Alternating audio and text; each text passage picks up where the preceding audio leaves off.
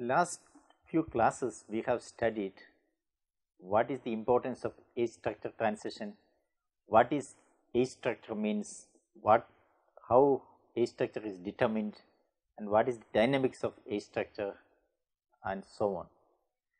Now today we would be looking at what is the dynamics of sex structure, because age and sex structure are the two important components of the demographic processes. We have seen the age part. Now we would be looking at the sex composition of the population. So what is the dynamics of sex structure in a population? I think it is important that we distinguish between sex and gender, because in this class we would be primarily looking at the sex structure other than the gender structure, because the term sex is often referred to the biological difference between males and females in a population.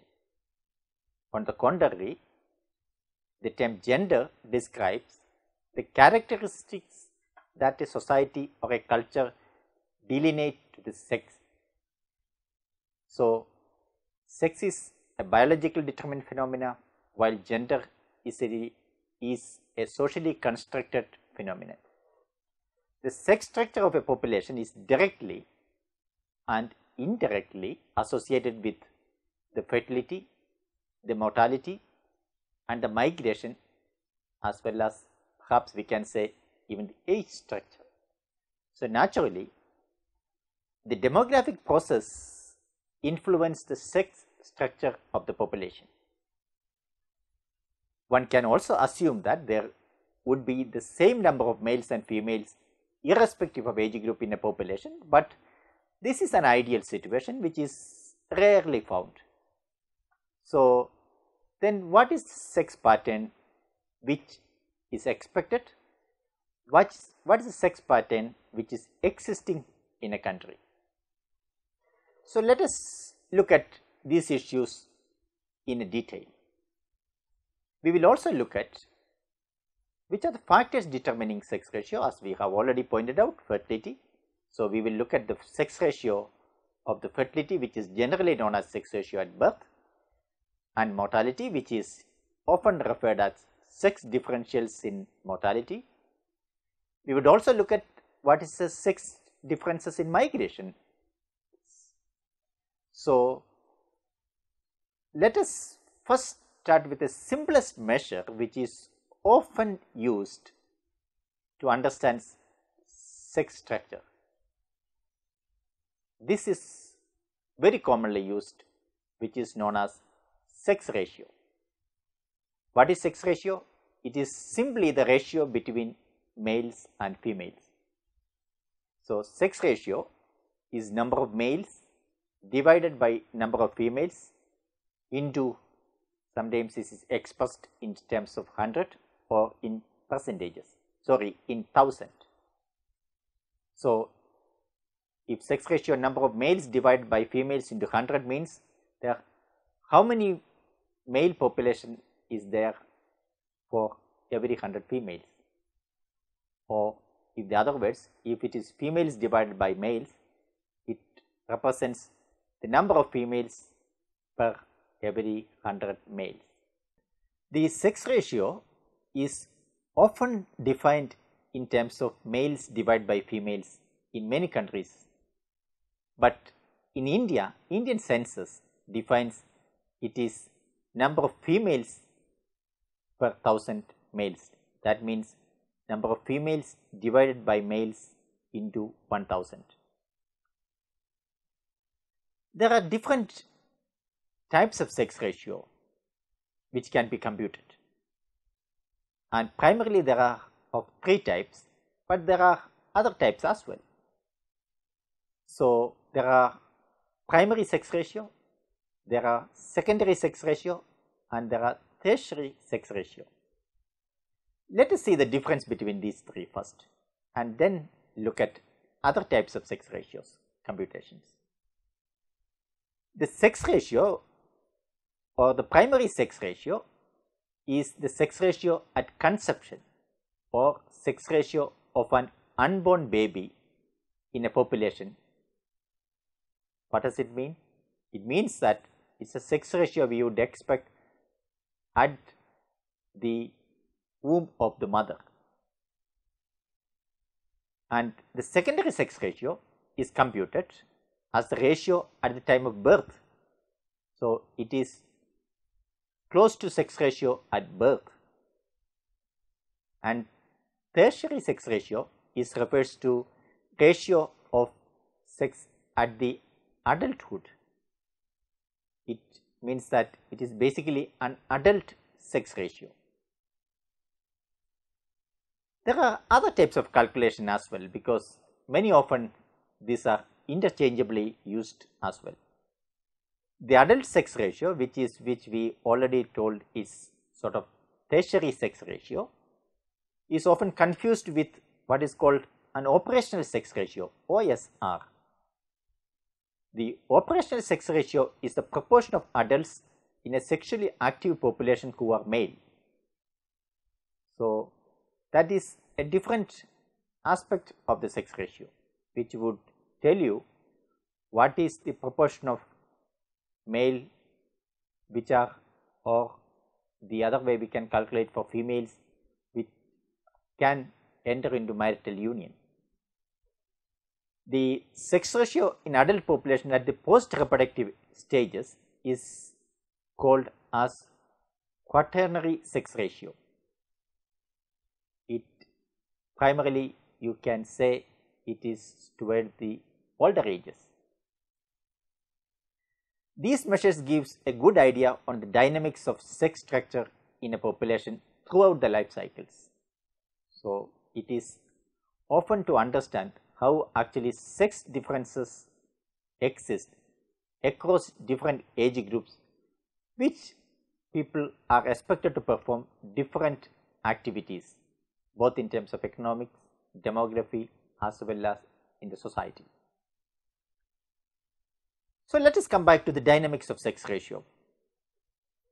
We have already pointed out the sex ratio dynamics is primarily determined by three demographic factors.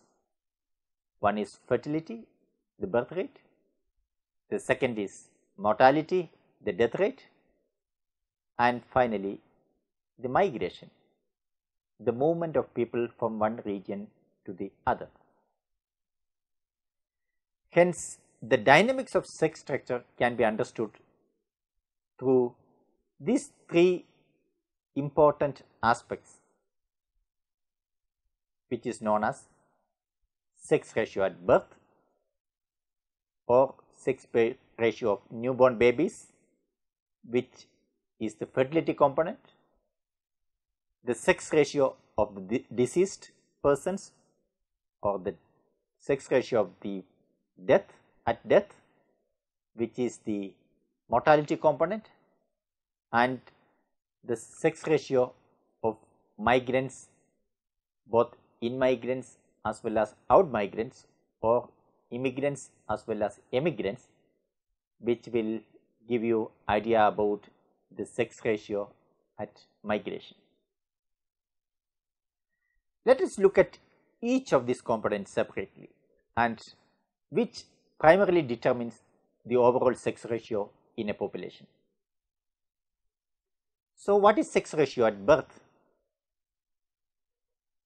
It is important to note that the sex ratio at birth between male and female is not 1:1, meaning in any society, it is the number of people born are not equal in terms of their gender balance or sex balance.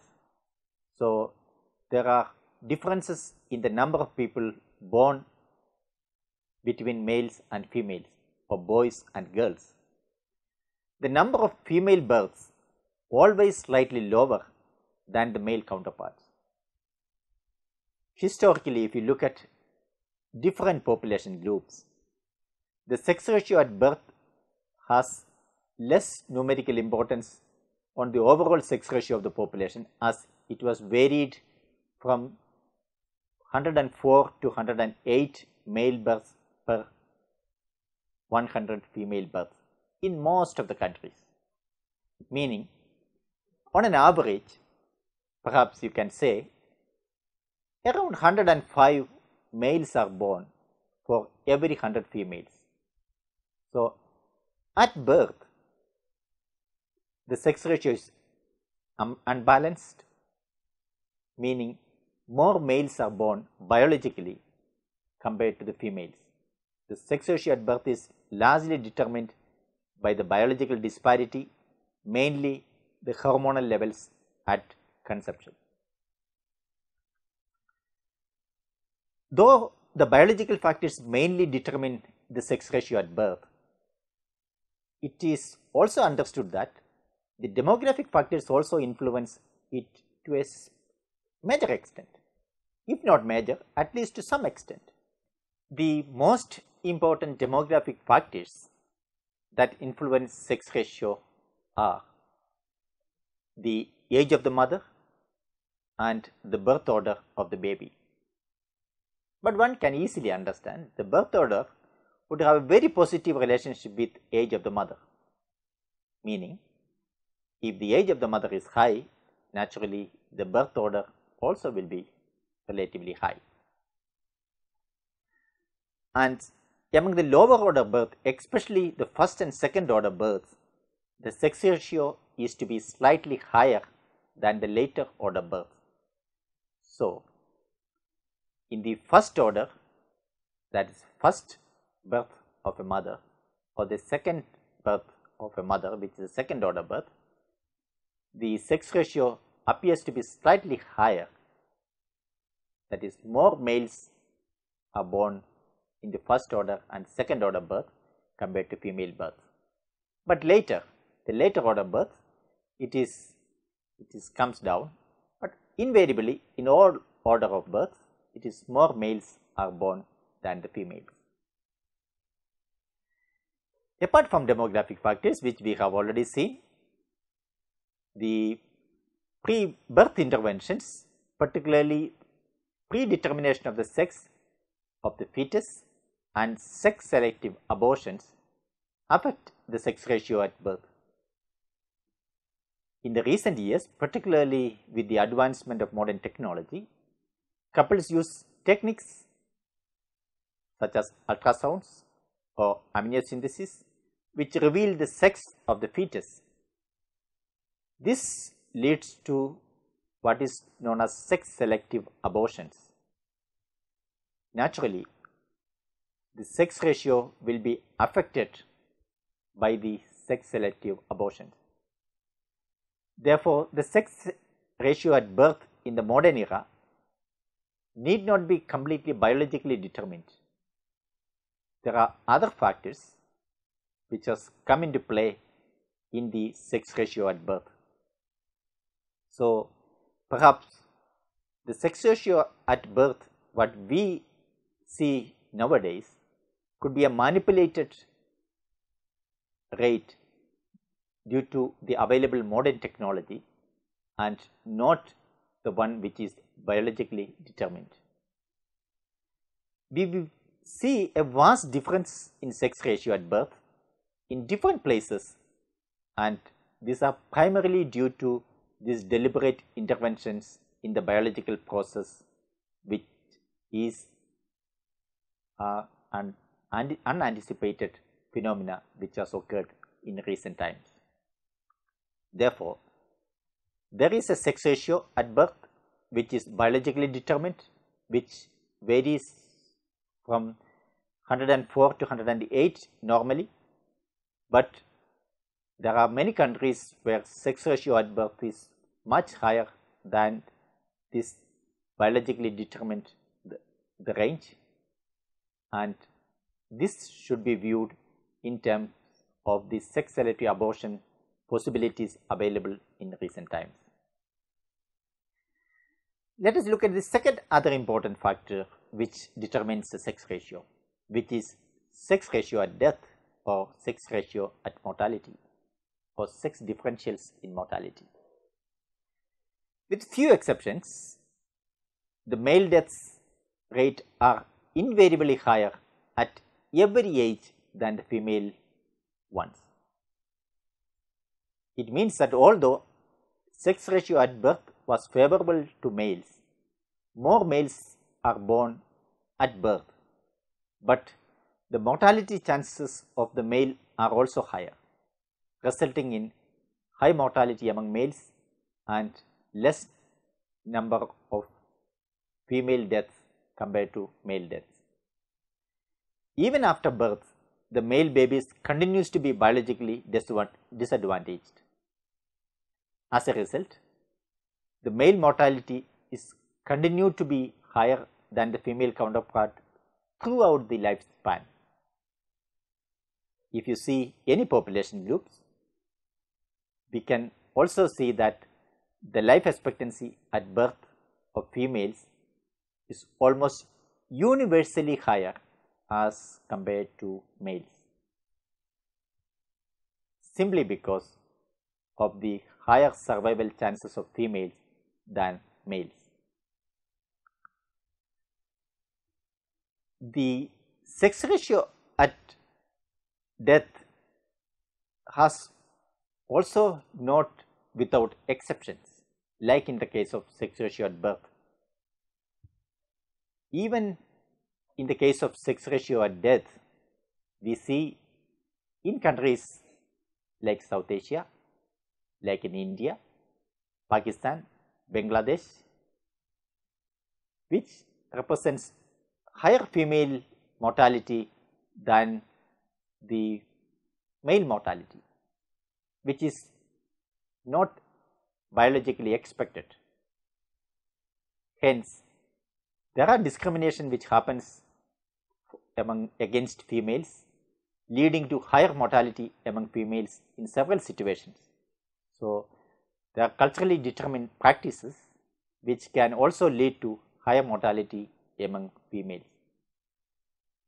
In recent times, however, the female disadvantages in mortality or female disadvantages in life expectancy has coming down, and many of these countries, both the South Asian countries, India, Bangladesh and even Pakistan, the male counterpart are experiencing, the female population is experiencing better survival chances compared to their male counterparts.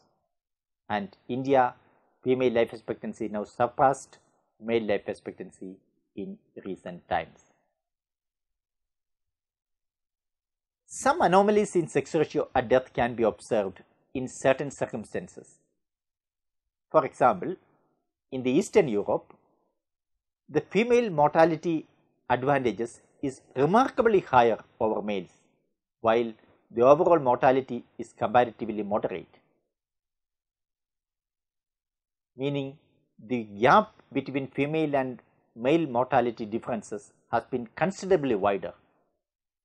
If you look at Russian Federation in 2000, the average life expectancy at birth was 66 years, but the gap between female and male was around 12 years, that is 60 for males and 72 for females respectively. It clearly indicates that you see varied pattern based on the circumstances and some of the problems which is existing in a typical situations in a particular context. So, the male life expectancy is also predominantly influenced by the lifestyles, behaviors, health behaviors, etc. of the males as well. Similarly, unusual mortality during wars widens the disparity in survival chances between male and female, because in case there is war, invariably it affects males more than females. Naturally, the death rate among males would be much higher than females, which affects the overall sex ratio. We depicts here the sex ratio of three main groups of in three main regions of the world, in broad 3 age groups. If you look at the world as together, the sex ratio is 107 among 0 to 14 age group, 103 in 15 to 64 age group, and 65 plus in 81 in 65 plus age group, leading to 102 males per 100 females in the world. But there are considerable regional variations.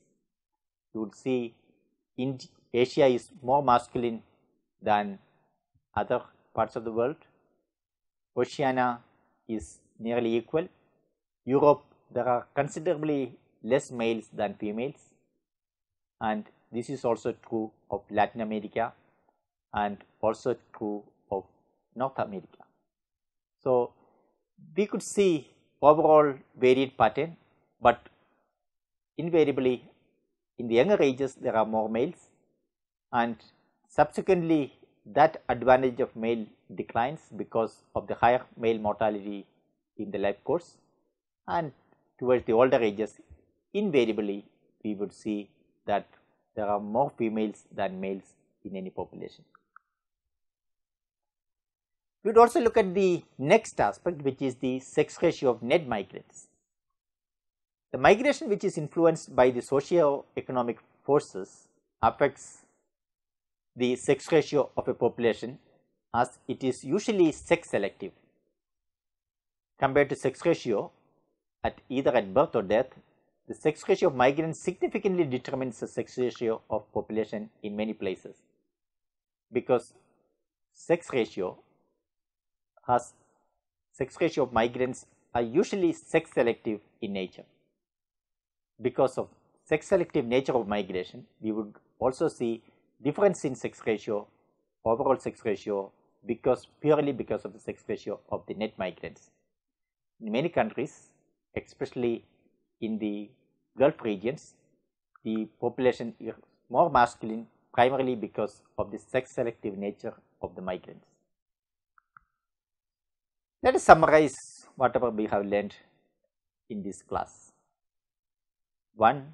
The sex is an identifiable characteristics of a person, which also reflects the social status and the cultural context in many instances. There are 3 factors determine sex ratio, which is the fertility, mortality and migration, which are measured in terms of sex ratio at birth, sex differentials in mortality and sex differentials in migration. Sex ratio is birth is supposed to be biologically determined, which is more males than females, but in recent years it is found that it can be also manipulated because of the sex selective abortions.